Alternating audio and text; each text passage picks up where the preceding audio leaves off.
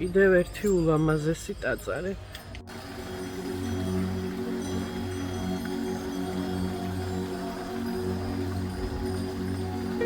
ვედით ლანას სტილში ერთ-ერთ ძალიან მაგარ ულამაზეს ტაძარში, რომელიც მართალია დიდი სიძველი არ არის, მაგრამ არის სრულიად ფანტასტიკური. ესეც ჩემი ერთ-ერთი აღმოჩენაა ტაილანდში. ეს არის რახფუნ ფხაკანის პროვინციაში. აღარ მახსოვს ზუსტად სახელი, ამას დავწერ მერე აღწერაში.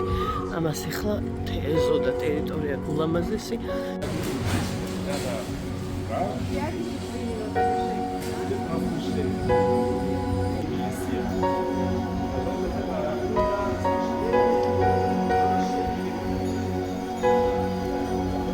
აი ეს ლანა სტილის ტაძარია ულამაზესი. აი ულამაზესი მართალია სიძველე არ არის, მაგრამ იმ ძველი ტაძრის ნანგრევებზეა აშენებული, რომელიც აქ იყო და ესეც არის ჩემი აღმოჩენა.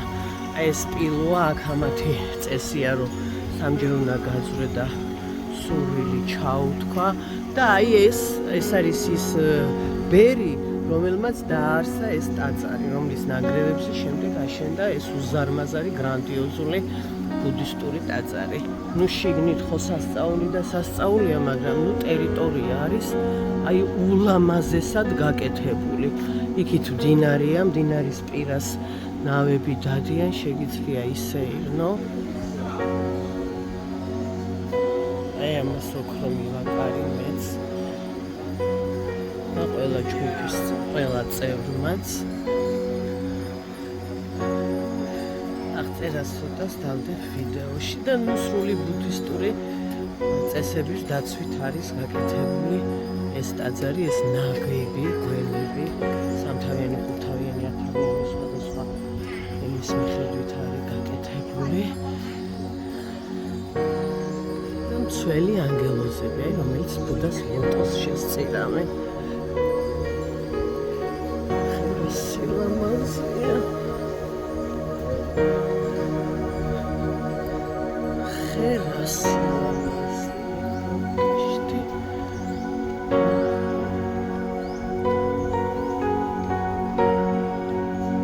ესე პატარა ქანდაკებებია, ლამაზები, გაფორმებული.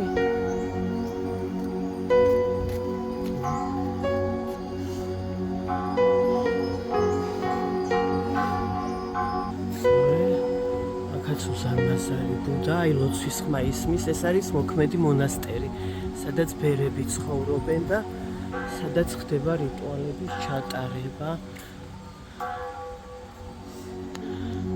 სპილოები არის ტაილანდის სიმბოლო და ყველგან აბსოლუტურად სპილოს ქანდაკებებია, რომელიც სიძლიერეს ასახავს. აი